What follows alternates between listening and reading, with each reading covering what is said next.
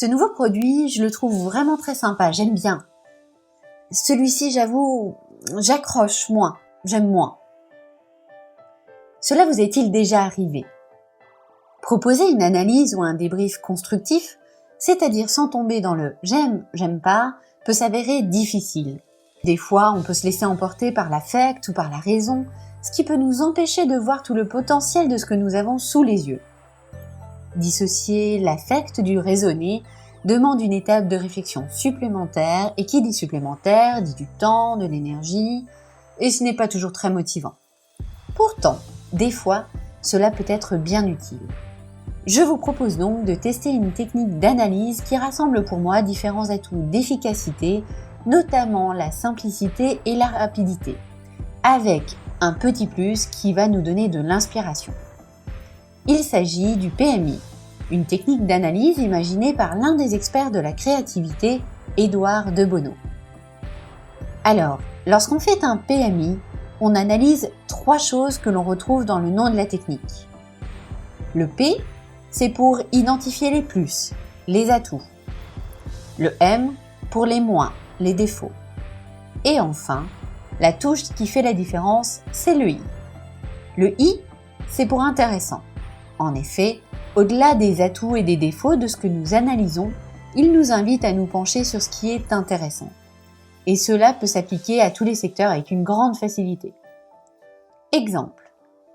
Imaginons que je fasse un PMI sur une série qui relate un braquage dans une banque nationale espagnole où des masques de Dali sont devenus l'emblème des braqueurs.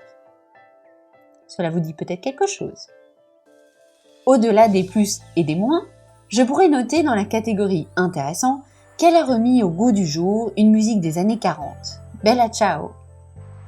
Ainsi, je pourrais en déduire qu'une musique d'un autre temps peut venir renforcer le caractère atypique d'une série. Cette information est intéressante, notamment si vous souhaitez produire des vidéos. Et plus encore.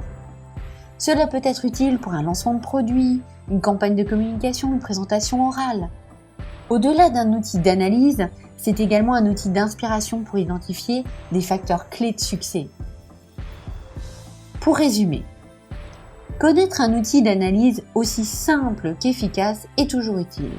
Le PMI aide à identifier les plus, les moins et surtout ce qui est intéressant, voire inspirant.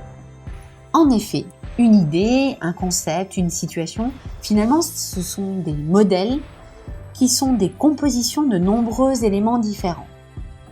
Des beaux ou des moins beaux, des efficaces ou des malhabiles.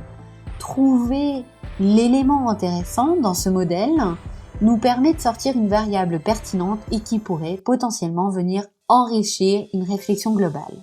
Et l'enrichissement, c'est ce qui nous permet de sortir de nos modèles de pensée et ainsi de nous démarquer. Alors maintenant, voici votre challenge. Je vous invite à considérer 2 situations, 2 affiches ou 2 présentations ayant le même objectif ou la même fonction. Puis, identifiez leurs plus, leurs moins, et enfin et surtout, ce que vous retenez d'intéressant. Une fois que vous avez identifié cet élément-là, posez-vous la question de comment utiliser cet élément intéressant, cette variable, sur le support ou la situation qui ne la possède pas. Et enrichissez l'idée initiale. Vous m'en direz des nouvelles.